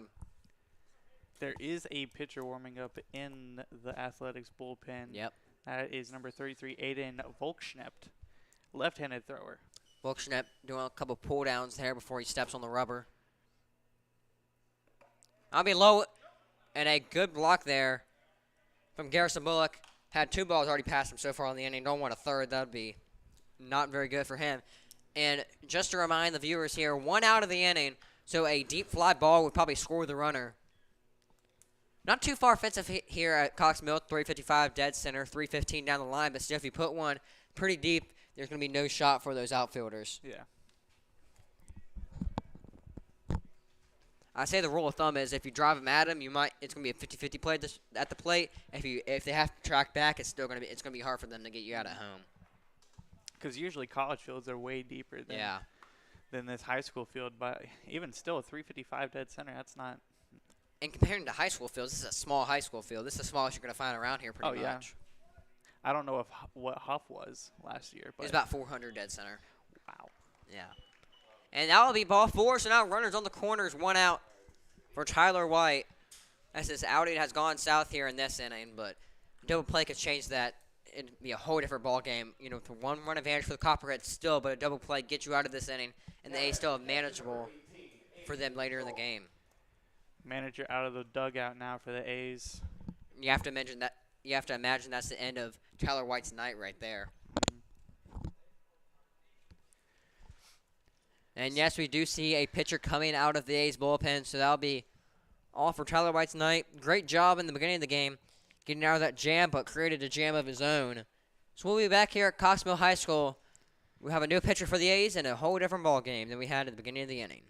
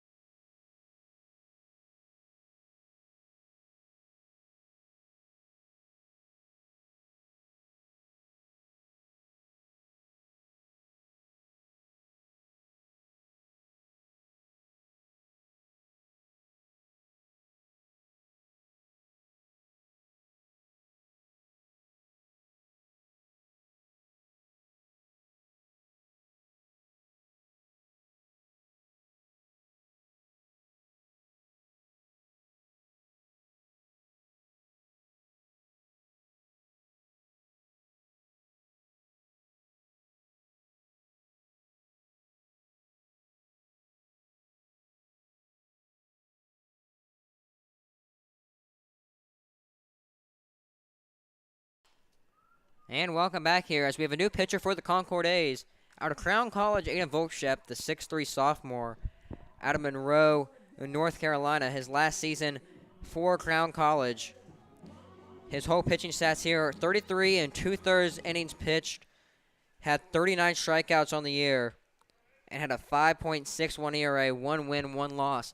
And so far on this SCBL season, 2 appearances, a 0.00 ERA, and 2 innings pitched, 3 strikeouts, and 1 hit allowed. Also 1 save on the year. And there goes the camera. And there goes the camera, so we'll have to get that battery changed out here. So a little bit of radio here. Just a reminder, runners on the corners, 1 out, new pitcher into the game for the A's, as that one will be fouled off into the screening.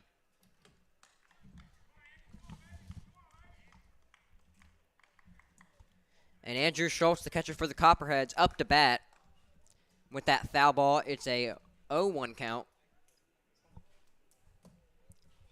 Volkshep gets a sign from Bullock.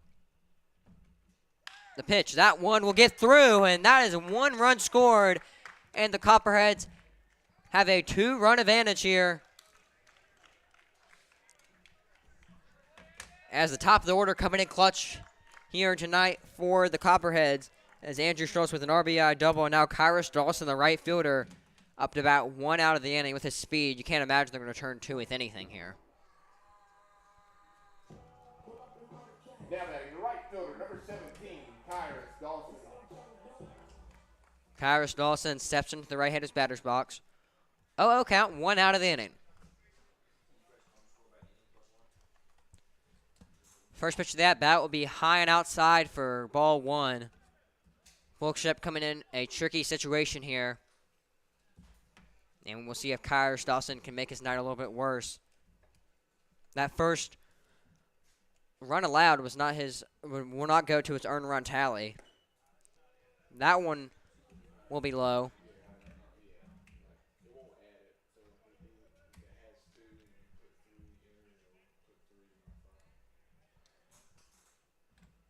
Volkshep gets the sign from Bullock.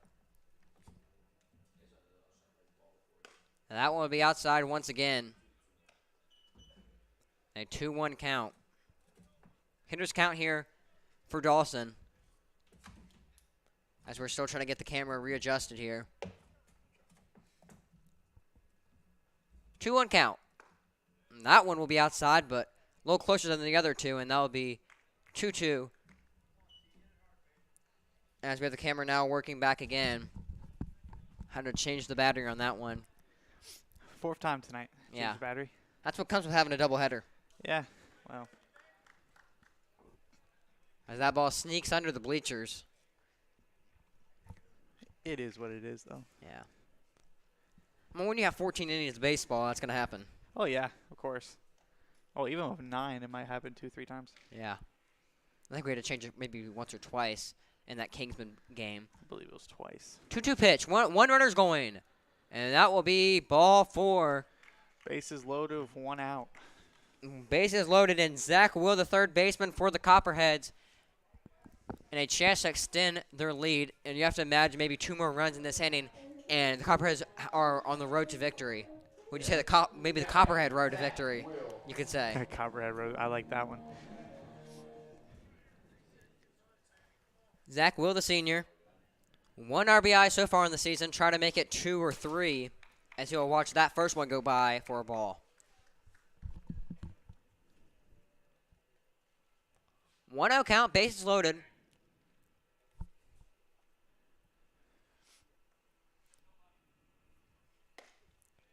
And that will be a strike for the Crown College pitcher, Aiden Volkshep. Out of Monroe, North Carolina. Volkshep, one of 2 Crown College prospects they have on their team. As we see a camera out is going out again. 1 ball, 1 strike. That one fouled off, so it would be a 1-2 count now.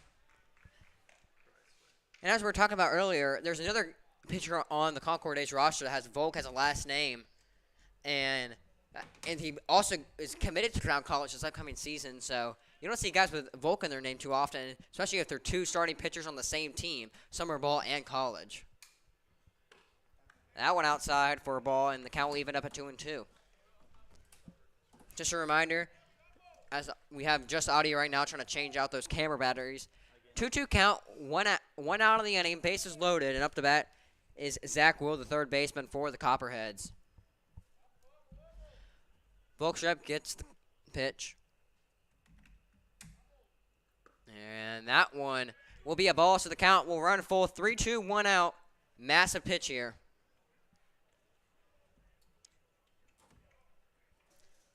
Will steps back into the box.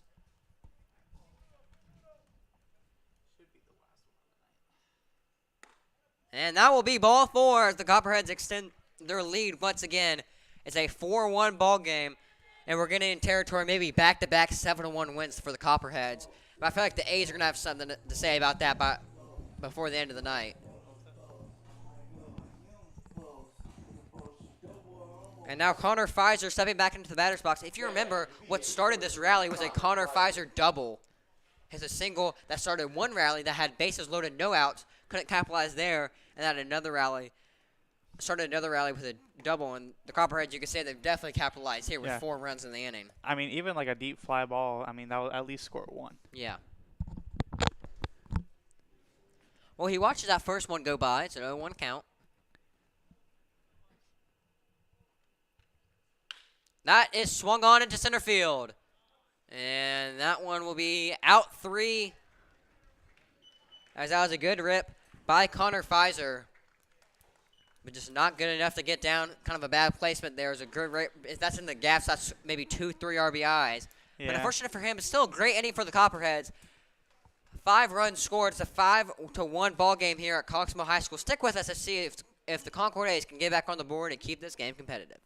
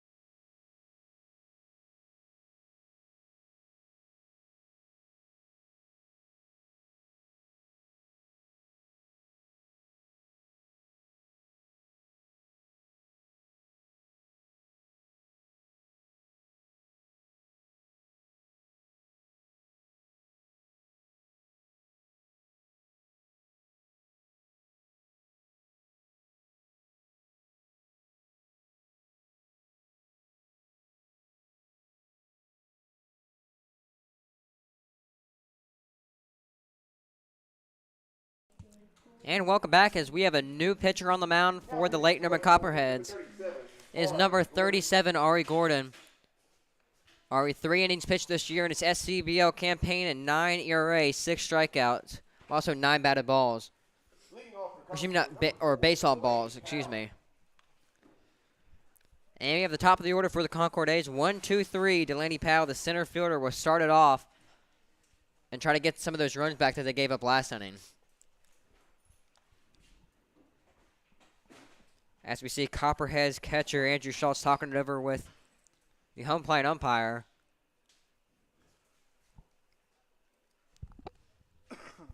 Exactly what I'm unaware of.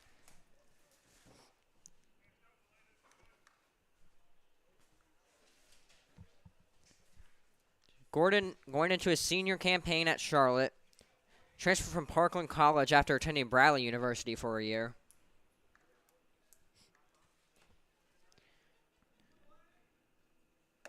His first pitch of the night will be a strike, a swinging strike from Powell. And an 0-1 count. Gordon will get his sign from Schultz. 0-1 pitch. And that one a little too low for the umpire's liking, so the count will run even 1-1.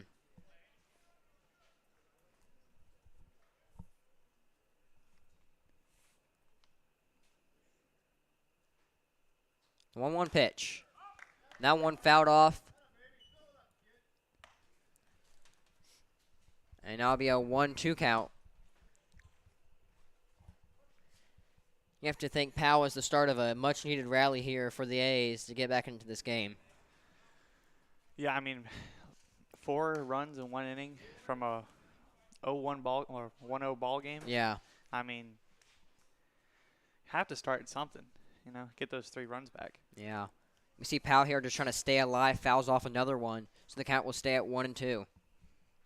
Let's see if Gordon has that put-away stuff here to get his first strikeout of the night.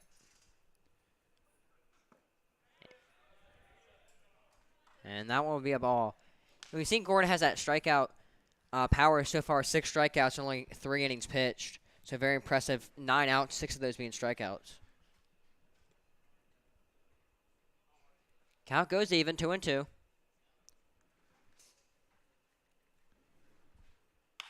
As that will be swung on to the right field. Kyrus Dawson will just camp under that one for the first out of the inning. As that is a good start to Gordon's night.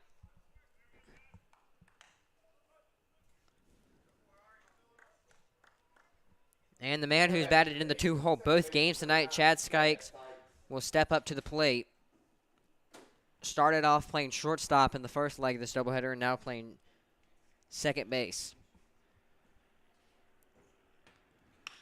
That'll be lined up the middle, almost takes off Gordon's feet, and what a play from the second baseman. Can he get him? He got him! What a magnificent play from the Wagner product, Xavier Baker, and the Copperheads first baseman had to stretch out for that one. Peter Worth getting his yoga in for the day. Had to do the splits right there. As what a great play from both Xavier Baker and Peter Worth. As Ari Gordon had to tip his cap to that one. Now batting the DH, Carter. You would think he's all stretched out now. Oh, definitely. He's definitely stretched out now. And Chad What a Skikes, play. you just got to tip your cap to that one. Nothing you could do there. As that will be a strike, and Ari Gordon all the confidence in the world.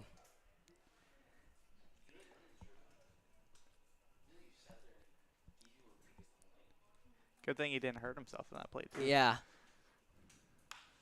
As that one will be skied into left field for the third out of the inning. So the Copperheads retain their lead as we go into the 6th inning of play. We'll be back here at Coxville High School for some more SCBL action.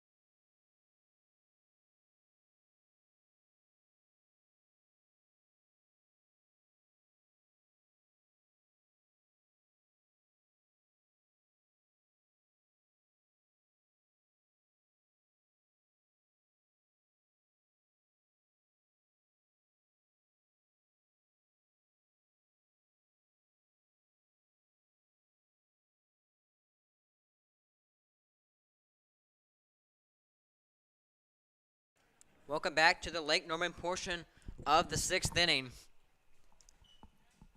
Leading off is the shortstop, Jake Tanner. Tanner will put that one into center field. And that's a way to start an inning. As the bottom of the 6th is off to a Copperhead start for sure. Baker up to the dish now. Baker, if you remember, made that magnificent play in the top half of the inning.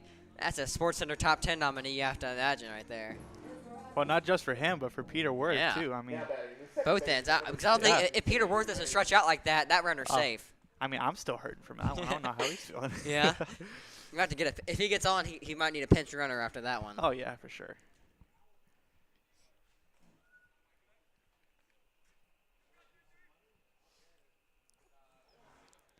Oh, count. As the first pitch today, B will be low. Baker up to the plate.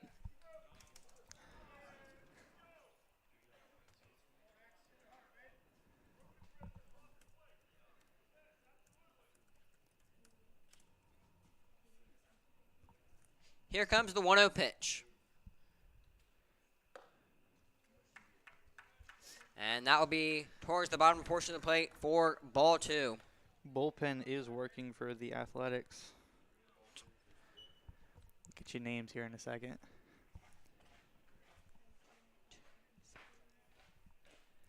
As it looks like it's number 26, maybe getting ready in the Athletics bullpen, as that one from Baker will be swung on, and Baker will not be able to beat out that one, but it will advance the runner, so a sacrifice opportunity there.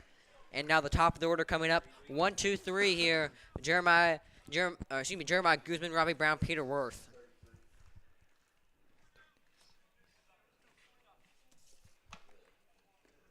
Position player.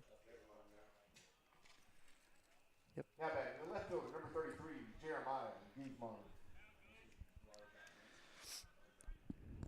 Warming up in the bullpen for the Athletics is outfielder Coulter Pletcher. This is back-to-back games. We've seen a position player pitch for the Athletics. As that one into right field. Jake Tanner tagging up. He will go. The throw. He will be in there at third base, standing up. As that was a good throw by the A's right field tonight. Cole Pletcher playing right field, but you have to imagine there's somebody else out there if Pletcher is warming up in the bullpen. Yeah, I mean. Whoever it was, though, that was a good throw. Yeah. So Robbie Brown will step up with 2 outs in the inning.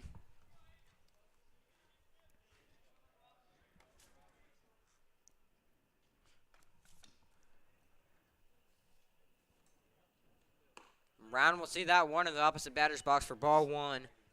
Brown, the South Carolina Beaufort ingoing senior. His favorite baseball MLB player is Jason Hayward. So a very interesting choice. Someone that doesn't come to your mind as the top baseball players. No, not at all. But Hayward's has had a pretty good career so far. In the tail end of his career, had a lot of great years with the Cubs, bringing them a World Series. And phenomenal glove work over there, especially with his arm. Always a very reliable hitter, but especially in the field. 1-1 count, 2 outs in the inning. And that will be a swing and a miss. As Brown not too happy with himself after that one, as that's a swing that he will definitely want back. That's an ugly swing. Yeah. Like, I don't know. It looked like he was trying to take an axe out there, try to get it. Yeah. He could have used maybe a 9-iron there to get that one. That'd Yeah, be nice. maybe.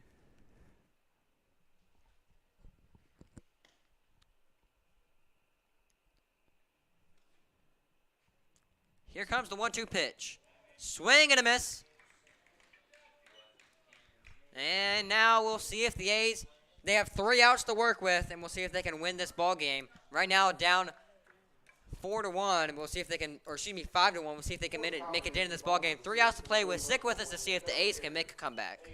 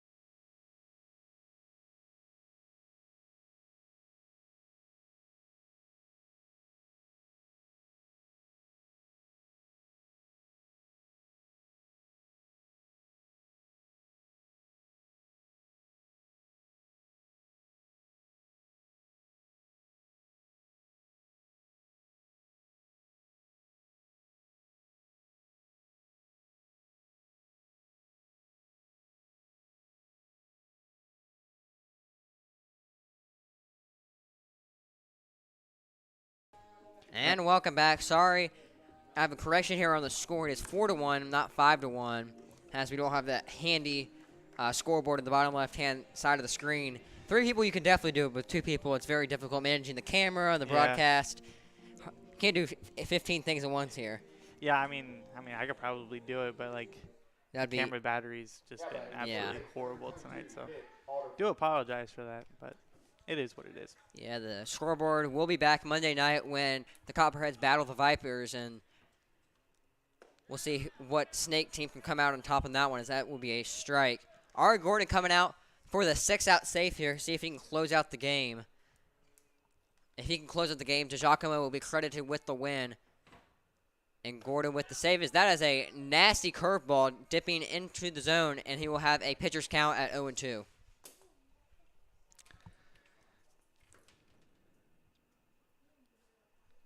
Here comes the 0-2 pitch. Oh, and that is almost on the outside part of the plate. As the Copperheads dugout really wanted that one, and that was a 50-50 call. Yeah, just didn't go it their was way. close. I mean, you can say it was up high, or you can say it was on the corner. Either way. Either way, still Gordon's count 1-2.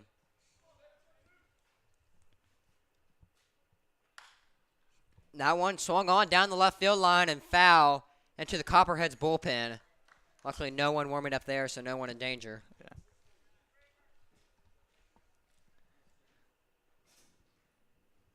So Gordon will try the 1-2 once again.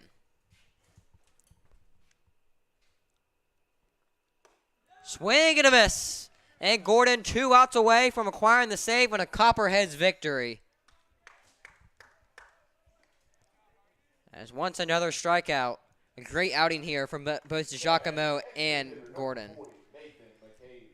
I don't know how many combined strikeouts they have, but it has to be at least double digits. A lot. Yeah. Well, DiGiacomo had double about digits 11, he had double digits by himself. It's either 10 or 11 for him. That one just a little bit high for ball 1. Again, great pitching. Well, great pitching in both games, too. Great pitching and great defense, too. Yeah. I mean, we've seen spectacular plays. I remember Owen making a couple good plays in center field last game. Obviously, we had the Xavier Baker play earlier, plus Peter Worth. That was definitely a combo effort there with both the second baseman and the first baseman. that looks like he's all right, too. Just Yeah. standing out there waiting for a ball. Yeah. But anytime that you have you have to pitch 14 innings as a team and you only use 4 pitchers, that's spectacular. And I feel like even if they were 9-inning games, these 2 pitchers that closed out both ball games could have gone those extra 2 innings. Oh, yeah, for sure. For sure. Gordon looking for his second strikeout of the inning. Definitely his count 1-2. We'll see if he can capitalize on it. That one into center field. Coming in on it, and that wall will fall, as that one was in between Robbie Brown and then the left fielder, Jeremiah Guzman. Nobody could get to that one. I don't know if it was a lack of communication or was kind of the ball placed right. I think it was kind of a little bit of both. In my opinion, that was left fielder's ball every day of the week. I don't think shortstop should have went out that far. Yeah. Now Gordon's got to pitch out of a jam. Hopefully get a double play ball. Well, Hunter Fries isn't complaining because now he has a runner on to play with. Yeah. So an extra out for the A's. So Sean Stevens, the manager for the Copperheads, might have to take that consideration going into their next games, remembering certain moments in games, hitting and defensively wise, trying to fill out those corner outfield spots. As that one would be ripped down the right field line and was taking off the feet of the A's first base coach.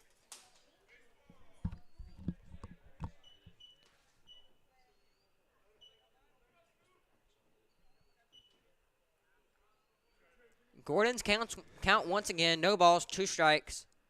Trying to turn 2 to end the game. That one will be high. Big grunt there from Gordon, putting all of his effort into that fastball. Yeah. I don't know what that speed was on that ball, but it was pretty fast. Faster than most of the fastballs we've seen tonight. Oh, yeah. You can see he's just throwing everything he's got out there right now.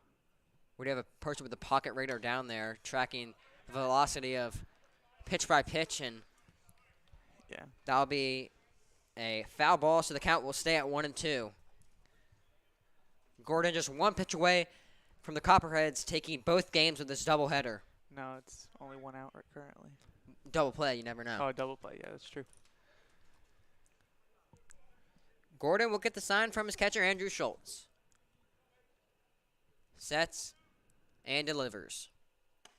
That'll be an outside fastball for the second time in this at-bat, and that will even the count 2-2. Our MVP from last game, Cassiola, out there taking radar and some film. Yeah. Had an interview with Cassiola after his dominant performance last game. Make sure to check that out on the Southern Collegiate Baseball League Instagram. Check us out on Instagram at SCBL Baseball, posting game updates and cancellations, as we had a cancellation last night between the Vipers and the A's. So the A's have an extra day of rest coming into this doubleheader. And Cassiola giving us a big thumbs up as that ball's popped up. Ari Gordon camping under that. And the third baseman calling for it, and that will be out 2 in the inning. Great communication by the infield as a whole, but the third baseman, Zach Will, calling off everybody. But the thing is, even if you drop that baseball, you can still fire it to second, but obviously you want to get get the catch there. Yeah. So now Copperheads just 3 strikes away, 1 out away from a win here at Coxville High School and staying undefeated 3-0 here at the Mill.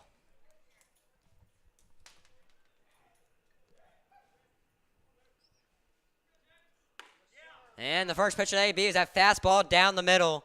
And that's some velocity to it for sure.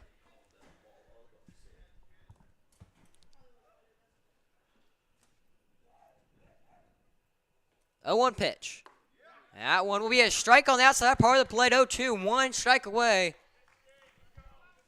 And the Copperhead Road is getting ready to blare if they get the strike right here.